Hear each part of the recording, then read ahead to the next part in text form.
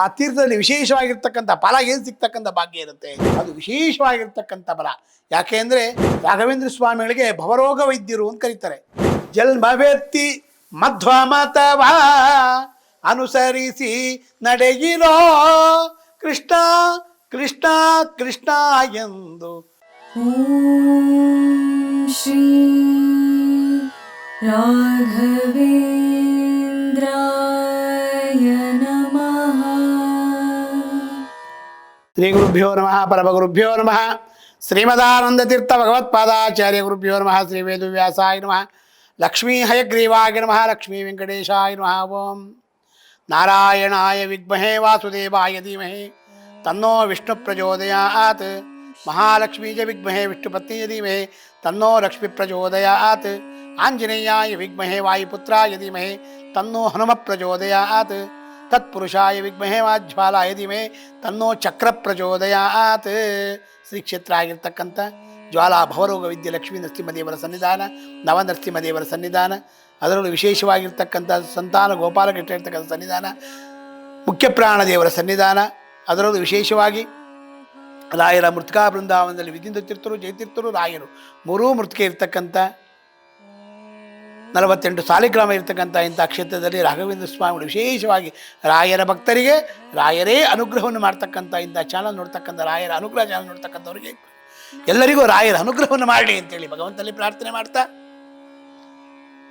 ನಾವು ದೇವಸ್ಥಾನಕ್ಕೆ ಹೋಗ್ತೀರಿ, ದೇವಸ್ಥಾನದಲ್ಲಿ ತೀರ್ಥವನ್ನು ಸ್ವೀಕಾರವನ್ನು ಮಾಡಬೇಕು. ಆ ತೀರ್ಥ ಸ್ವೀಕಾರ ಮಾಡಿದರೆ ಏನು ಫಲ ಸಿಗ್ತಕ್ಕಂಥ ಭಾಗ್ಯ ಇರುತ್ತೆ.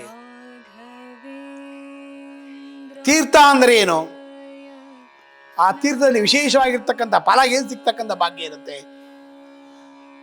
ನಾವು ವಿಶೇಷವಾಗಿ ರಾಘವೇಂದ್ರ ಸ್ವಾಮಿಗಳ ಬೃಂದಾವನಕ್ಕೆ, ಇಲ್ಲವಾದರೆ ನರಸಿಂಹದೇವರಿಗೆ ಮೊದಲು ಫಸ್ಟು ನರಸಿಂಹದೇವರಿಗೆ ಅಭಿಷೇಕವನ್ನು ಮಾಡಿ,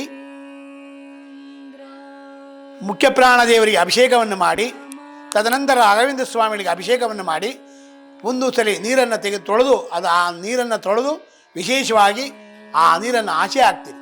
ತದನಂತರ ತಿರ್ಗಾ ವಿಶೇಷವಾಗಿ ರಾಘವೇಂದ್ರ ಸ್ವಾಮಿಗಳಿಗೆ, ನರಸಿಂಹದೇವರಿಗೆ ವಿಶೇಷವಾಗಿರ್ತಕ್ಕಂಥ ಸಾಲಿಗ್ರಾಮಗಳಿಗೆ ವಿಶೇಷವಾಗಿ ಪೂಜೆಯನ್ನು ಮಾಡಿ, ಆ ನೀರನ್ನು ವಿಶೇಷವಾಗಿ ತೀರ್ಥವನ್ನು ಆ ರಾಘವೇಂದ್ರ ಸ್ವಾಮಿಗಳ ಬೃಂದಾವನಕ್ಕೆ ಹಾಕ್ತೀವಿ.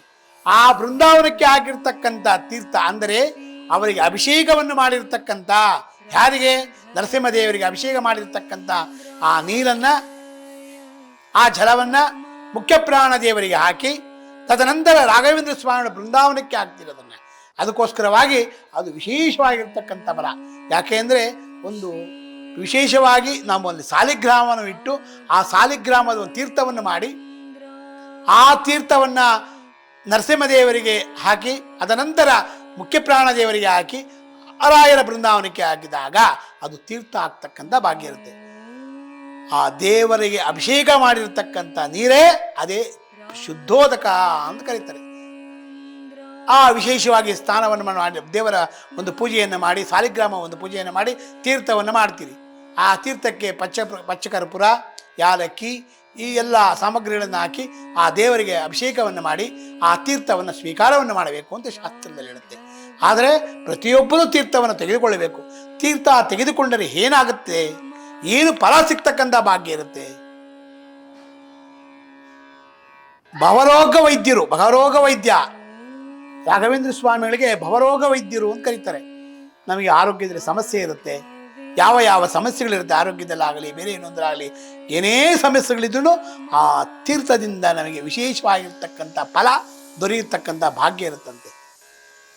ದೇಹದಲ್ಲಿ ಜ್ವರ ಆಗಿರ್ಬೋದು, ಕೆಮ್ಮಾಗಿರ್ಬೋದು, ನೆಗಡಿ ಆಗಿರ್ಬೋದು, ಇಂಥವೆಲ್ಲವೂ ಆಗಿದ್ದಾಗ ಆ ದೇವರಿಗೆ ಅಭಿಷೇಕ ಮಾಡಿರ್ತಕ್ಕಂಥ ತೀರ್ಥವನ್ನು ನಾವು ಸ್ವೀಕಾರವನ್ನು ಮಾಡಿದಾಗ ಹೇಗೆ ಹೇಳ್ತಾರೆ ದಾಸರು ಅಂದರೆ, ಶರೀರೇ ಜರ್ಜರೇ ಭೂತೆ ವ್ಯಾಧಿಗ್ರಸ್ತ ಕಲೇಬರೇ ಔಷಧಂ ಜಾಹ್ನವೀತೋಯಂ ವೈದ್ಯೋ ನಾರಾಯಣೋ ಹರಿ ಅಂತ ಹೇಳ್ತಾರೆ. ಶರೀರದಲ್ಲಿ ಏನು ದೋಷಗಳಿರುತ್ತೆ, ನಮಗೆ ದೇಹ ಮಾತ್ರ ಬೆಳೆದಿರುತ್ತಷ್ಟೇ. ಈ ದೇಹ ಅಗ್ನಿಹೊಸ್ತನ ಪಾಲು, ಊತಿಟ್ಟ ಧನಧಾನ್ಯ ಧರಣಿ ಪಾಲು, ಮಗನು ಹಾಕುವ ಪಿಂಡ ಕಾಗೆಗಳ ಪಾಲು. ಇವೆಲ್ಲವೂ ಅಷ್ಟೇ, ದೇಹನೇ ಬಿಟ್ಬಿಡೋಗ್ಬಿಡ್ತೀರಂತೆ. ನಾವು ತೊಗೊಂಡೋಗೋದು ಒಂದೇ, ಒಂದು ಪಾಪ ಒಂದು ಪುಣ್ಯ. ಅದೇ ರೀತಿಯಾಗಿ ನಾವು ಪುಣ್ಯವನ್ನು ಸಂಪಾದನೆ ಮಾಡೋಕ್ಕೋಸ್ಕರವಾಗಿ ಈ ಮನುಷ್ಯ ಜನ್ಮ ಬಂದಿರುತ್ತೆ.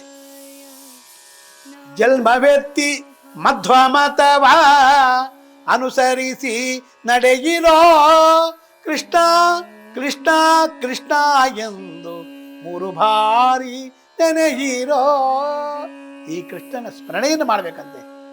ಯಾವ ರೀತಿ ಕೃಷ್ಣನ ಸ್ಮರಣೆಯನ್ನು ಮಾಡಬೇಕು? ಆ ದೇವರಿಗೆ ಅಭಿಷೇಕವನ್ನು ಮಾಡಿದಾಗ ನಾವು ಕಣ್ಬಿಟ್ಕೊಂಡು ನೋಡ್ತಾ ಇರಬೇಕಂತೆ. ನೋಡಿ, ಅಭಿಷೇಕದಲ್ಲಿ ವಿಶೇಷವಾಗಿರ್ತಕ್ಕಂಥ ಫಲ. ಆ ರಾಯರಿಗೆ ಅಭಿಷೇಕ ಮಾಡ್ತಾ ಮಾಡ್ತಾ ಮಾಡ್ತಾ ಮಾಡ್ತಾನೆ ನೋಡ್ತಾ ನೋಡ್ತಾ ನೋಡ್ತಾ ಇದ್ದಾಗಲೇ ರುದ್ರ, ಚಮಕ, ರಾಯರ ಸ್ತೋತ್ರ, ವಿಷ್ಣು ಸಹಸ್ರನಾಮ ಇಂಥವೆಲ್ಲವನ್ನು ಪಠನೆಯನ್ನು ಮಾಡಬೇಕಂತೆ. ಅಭಿಷೇಕ ಮಾಡಬೇಕಂದ್ರೆ ಆ ಅಭಿಷೇಕವನ್ನು ಮಾಡಿರ್ತಕ್ಕಂಥ ಆ ವಿಷ್ಣು ಸಹಸ್ರನಾಮವನ್ನು ಪಠನೆ ಮಾಡಿ ಆ ತೀರ್ಥವನ್ನು ನಾವು ಕುಡಿತಿರಲ್ಲ. ವಿಶ್ವಂ ವಿಶ್ವಂ ಷಟ್ಕಾರೋ ಭೂತ ಭವ್ಯ ಭವತ್ ಪ್ರಭು, ಈ ಎಲ್ಲ ಮಂತ್ರಗಳಿಂದ, ಶ್ರೀನಿವಾಸ ದೇವರ ಮಂತ್ರದಿಂದ, ವೆಂಕಟಾದ್ರಿ ಸಮಂ ಸ್ಥಾನಂ ಬ್ರಹ್ಮಾಂಡೇ ನಾಸ್ತಿ ಕಿಂಚನ ವೆಂಕಟೇ ಸಮೋದೇವೋ ನಭೂತೋ ನ ಭವಿಷ್ಯತೆ ಏತೇನ ಸತ್ಯವಾಕ್ಯೇನ ಸರ್ವಾರ್ಥಾಂ ಸಾಧಯಾಮ್ಯಂ. ಸ್ವಾಮಿ ಪುಷ್ಕರಣಿಯಲ್ಲಿ ಈಗಲೂ ತಿರುಪತಿ ತಿಮ್ಮಪ್ಪನಿಗೆ ಆ ಸ್ವಾಮಿ ಪುಷ್ಕರಣಿ ಇರತಕ್ಕಂಥ ನೀರನ್ನು ತೆಗೆದುಕೊಂಡು ಬಂದು ಆ ಜಲವನ್ನು ಅಭಿಷೇಕವನ್ನು ಮಾಡ್ತಾರಂತೆ. ಪ್ರತಿ ಶುಕ್ರವಾರ ವಿಶೇಷವಾಗಿರ್ತಕ್ಕಂಥ ಅಭಿಷೇಕ. ಪ್ರತಿದಿನ ಬ್ರಹ್ಮದೇವರೇ ಅವರಿಗೆ ಪೂಜೆಯನ್ನು ಮಾಡ್ತಾರಂತೆ. ಅದೇ ರೀತಿಯಾಗಿ ಈ ತೀರ್ಥವನ್ನು ಸ್ವೀಕಾರವನ್ನು ಮಾಡಿದಾಗ ಅಕಾಲ ಮೃತ್ಯರಣಂ ಸರ್ವ ವ್ಯಾಧಿ ನಿವಾರಣಂ, ಸರ್ವ ವ್ಯಾಧಿ ಏನೇ ವ್ಯಾಧಿಗಳಿದೆ ಎಲ್ಲ ನಿವಾರಣಂ, ಸಮಸ್ತ ದುರಿತೋಪಫಲಂ ವಿಷ್ಣು ಪಾದೋದಕಂ ಪಾವನಂ ಶುಭಂ. ಪ್ರಥಮಂ ಕಾಯ್ಸಿದ್ಧರ್ಥಂ, 3 ಸಲ ತೀರ್ಥವನ್ನು ತಗೋಬೇಕಂತೆ. ಪ್ರಥಮಂ ಕಾಯ್ಸಿದ್ಧರ್ಥಂ, ದ್ವಿತೀಯಂ ಧರ್ಮಸಾಧನಂ, ತೃತೀಯಂ ಮೋಕ್ಷಮಾಪ್ನೋತಿ, ಏವಂ ತೀರ್ಥಂ ತಿದಾಪವೇ ಅಂತ ಹೇಳ್ತಾರಂತೆ. ಈ 3 ಸಲ ಪ್ರಥಮದಲ್ಲಿ ವಿಶೇಷವಾಗಿ ಕಾರ್ಯಸಿದ್ಧಿ, ನಾವು ಅನ್ಕೊಂಡಿರ್ತಕ್ಕಂಥ ಕೆಲಸಗಳೆಲ್ಲ ಸಿದ್ಧಿ ಮಾಡಪ್ಪ ಅಂತೇಳಿ ಗುರುಗಳಲ್ಲಿ ಕೇಳಬೇಕಂತೆ ತೀರ್ಥದಲ್ಲಿ. ದ್ವಿತೀಯಂ ಧರ್ಮಸಾಧನಂ, ನಾವು ಧರ್ಮದಲ್ಲಿ ಏನು ತೊಂದರೆ ಮಾಡಿದ್ದೀರೋ ಗೊತ್ತಿಲ್ಲ, ಆ ಧರ್ಮವನ್ನು ವಿಶೇಷವಾಗಿ ಅನುಗ್ರಹವನ್ನು ಮಾಡಿ. ತೃತೀಯಂ ಮೋಕ್ಷಮಾಪ್ನೋತಿ, ನಮಗೆ ಒಳ್ಳೆ ಜ್ಞಾನವನ್ನು ಕೊಡು, ನಮಗೆ ಮೋಕ್ಷವನ್ನು ಕೊಡ್ತೀಯಲ್ಲ, ಒಳ್ಳೆ ಮೋಕ್ಷವನ್ನು ಕೊಡು. ಯಾಕೆಂದರೆ ಎಷ್ಟೋ ಜನ, ಕೆಲವಾರು ಜನಗಳು ನೇಣು ಹಾಕೊಂಡು ಸತ್ತೋಗಿರ್ತಾರೆ, ಬೇರೆ ಬೇರೆ ಜನಗಳು ಆಕ್ಸಿಡೆಂಟ್ ಸತ್ತೋಗಿರ್ತಾರೆ, ಇಲ್ಲ ಆರೋಗ್ಯದ ಸಮಸ್ಯೆ ಇರುತ್ತೆ. ಆ ಸಮಸ್ಯೆ ಎಲ್ಲ ಶುಗರು, BP ಅವು ಏನೇನೋ ಇರುತ್ತೆ, ಅದರಿಂದ ನಡೆಸ್ತಾ ಇರ್ತಾರೆ. ಏನು ಕೊಡಬೇಡ ಭಗವಂತ, ಅಂಥದ್ದೆಲ್ಲೂ ಕೊಡಬೇಡ ನಮಗೆ. ನಾವು ಚೆನ್ನಾಗಿರ್ಬೇಕಾದ್ರೆ ಭಗವಂತ ಒಳ್ಳೆ ರೀತಿಯಲ್ಲಿ ತಗೊಂಡಪ್ಪ, ನಾರಾಯಣ ನಾರಾಯಣ ನಾರಾಯಣ ಅಂತ ತಗೊಳ್ಳೋ ಅನ್ಬೇಕಂತೆ. ಅದಕ್ಕೆ ತೃತೀಯ ಮೋಕ್ಷಮಾಪ್ನೋತಿ ಏವಂ ತೀರ್ಥಂ ತಿದಾಪವೇ. ಈ ಶರೀರ ಕೊಟ್ಟಿರ್ತಕ್ಕಂಥ ಭಗವಂತ ಈ ಶರೀರದಲ್ಲಿರ್ತಕ್ಕಂಥ ಎಲ್ಲ ದುಷ್ಟಶಕ್ತಿಗಳೋಗಿ ಒಳ್ಳೆ ಜ್ಞಾನವನ್ನು, ಒಳ್ಳೆ ಸಂಪತ್ತನ್ನು, ಸತ್ಸಂಗವನ್ನು ಕೊಟ್ಟು ನಮ್ಮನ್ನೆಲ್ಲ ಉದ್ಧಾರ ಮಾಡಪ್ಪ ಅಂತ ಕೇಳ್ಬೇಕಂತೆ. ಸಂಘವಾಗಲಿ ಸಾಧು ಸಂಘವಾಗಲಿ, ಸಂಘದಿಂದ ಈ ಲಿಂಗ ದೇಹ ಭಂಗವಾಗಲಿ ಅಂತ ಹೇಳ್ತಾರಂತೆ ದಾಸರು. ಅದಕ್ಕೋಸ್ಕರವಾಗಿ ಇಂಥ ಸಂಘವನ್ನು ಕೊಡು, ಇಂಥ ಜ್ಞಾನವನ್ನು ಕೊಡು, ಇಂಥ ಸಂಪತ್ತನ್ನು ಕೊಡು. ಹರಿವಾಯುಗಳ ಗುಣ ಅನುಗ್ರಹ ನಮಗಾಗಲಿ ಅಂತ ಹೇಳ್ತಾರೆ. ಹರಿವಾಯು, ಹರಿ ಪರಮಾತ್ಮನಾಗಿರ್ತಕ್ಕಂಥ ನಾರಾಯಣನ ಅನುಗ್ರಹ, ವಾಯುದೇವರ ಅನುಗ್ರಹ, ಗರುಡಶೇಷ ರುದ್ರ ಅಂತರ್ಗತ ಶಂಕರಕೃಷ್ಣ ಮೂರ್ತಿಗಳ ಅನುಗ್ರಹ, ನಮ್ಮ ಗುರುಗಳಾಗಿರ್ತಕ್ಕಂಥ ರಾಯರ ಗುರುಗಳ ಅನುಗ್ರಹ ಆಗಲಿ ಅಂತೇಳಿ ಆ ದೇವರಲ್ಲಿ ಪ್ರಾರ್ಥನೆ ಮಾಡಿಕೊಂಡು, ಶರೀರದಲ್ಲಿ ಏನೇ ಒಂದು ಸಮಸ್ಯೆಗಳಿದ್ದೂ ಶರೀರೇ ಜರ್ಜರೆ ಭೂತೆ ವ್ಯಾಧಿಗ್ರಸ್ತ ಕಲೆಯವರೇ ಔಷಧಂ ಜಾಹ್ನವೀತೋಯಂ ವೈದ್ಯೋ ನಾರಾಯಣೋ ಹರಿ.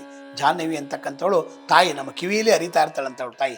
ಯಾವುದೇ ಒಂದೇನು ತೊಗೊಂಡಾಗ ಆ ಕಿವಿಯನ್ನು ಮುಟ್ಟಿ ನೋಡಿದ್ರೆ ಸಾಕಂತೆ ಸೌಂಡ್ ಬರುತ್ತಂತೆ. ಜಾಹ್ನವಿ ಅಂದರೆ ಏನಪ್ಪ ಅಂತಂದರೆ, ಈ ಸಮುದ್ರ ಹೋದಾಗ ಆ ನಾದ ಬರುತ್ತೆ, ಓಷನ್ ಸೌಂಡ್ ಬರುತ್ತೆ. ಆ ಸೌಂಡೇ ನದಿ ಇರತಕ್ಕಂಥ ಒಂದು ಸಮುದ್ರದ ಒಂದು ನದಿ. ಆ ಜಾಹ್ನವಿ ವಿಶೇಷವಾಗಿ ಅನುಗ್ರಹವನ್ನು ಮಾಡಲಿ ಅಂತೇಳಿ ಭಗವಂತನಲ್ಲಿ ಪ್ರಾರ್ಥನೆ ಮಾಡಿಕೊಂಡು ಈ ತೀರ್ಥವನ್ನು ಸ್ವೀಕಾರವನ್ನು ಮಾಡಿದಾಗ ನಮ್ಮ ದೇಹ ಶುದ್ಧಿ ಆಗ್ತಕ್ಕಂಥ ಭಾಗ್ಯ ಇರುತ್ತೆ. ದೇಹದಲ್ಲಿ ಎಲ್ಲ ದೇವತೆಗಳಿರ್ತಾರೆ. ಆ ದೇವತೆಗಳಿಗೆಲ್ಲರಿಗೂ ತೀರ್ಥವನ್ನು ಕೊಟ್ಟಂಗಾಗುತ್ತೆ. ನಾವು ಅಶ್ವಾದ ಯಾವ ರೀತಿಯಾಗಿ ಊಟವನ್ನು ಮಾಡ್ತೀರೋ ನಾವು ಅದೇ ರೀತಿಯಾಗಿ ಆ ಶರೀರದಲ್ಲಿರ್ತಕ್ಕಂಥ ನಮ್ಮ ರುಜಿನ ರೋಗಗಳೆಲ್ಲವೂ ಪರಿಹಾರ ಆಗೋಕ್ಕೋಸ್ಕರವಾಗಿ, ನಮಗೆ ಒಳ್ಳೆ ಜ್ಞಾನ ಬರೋಕ್ಕೋಸ್ಕರವಾಗಿ, ಒಳ್ಳೆ ಸಂಪತ್ತು ಬರೋಕ್ಕೋಸ್ಕರವಾಗಿ, ಸತ್ಸಂಗ ಸಿಗೋಕ್ಕೋಸ್ಕರವಾಗಿ ತೀರ್ಥವನ್ನು ಸ್ವೀಕಾರವನ್ನು ಮಾಡಬೇಕು. ಆ ತೀರ್ಥದಿಂದ ವಿಶೇಷವಾಗಿರ್ತಕ್ಕಂಥ ಫಲ.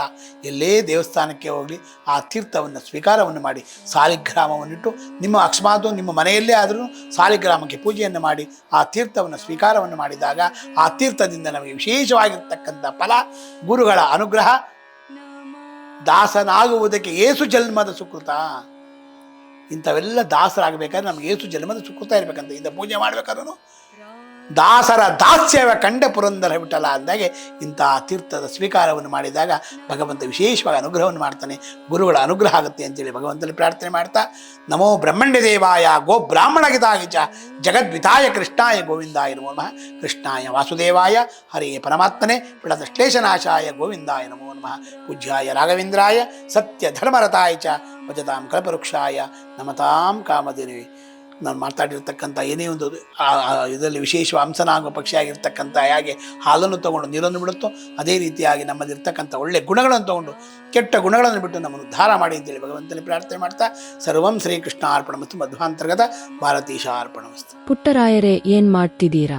ಪ್ರತಿದಿನ ನಮ್ಮ ಅಪ್ಪ ಅಮ್ಮ ನಿಮ್ಮ ಚಾನೆಲ್ ನ ಎಲ್ಲಾ ವಿಡಿಯೋಗಳನ್ನ ನೋಡುತ್ತಾರೆ, ಆದ್ರೆ ಸಬ್ಸ್ಕ್ರೈಬ್ ಶೇರ್ ಮಾಡೋದು ಮರೆತಿದ್ದಾರೆ. ಅದಕ್ಕೆ ನಾನು ಸಬ್ಸ್ಕ್ರೈಬ್ ಶೇರ್ ಮಾಡ್ತಿದ್ದೆ, ಕಮೆಂಟ್ ಕೂಡ ಮಾಡ್ತಿದ್ದೆ. ಹಾಗಾದ್ರೆ ನೀವು ಕೂಡ ಸಬ್ಸ್ಕ್ರೈಬ್ ಶೇರ್ ಕಮೆಂಟ್ ಮಾಡಿ ಪ್ಲೀಸ್. ॐ श्री राघवे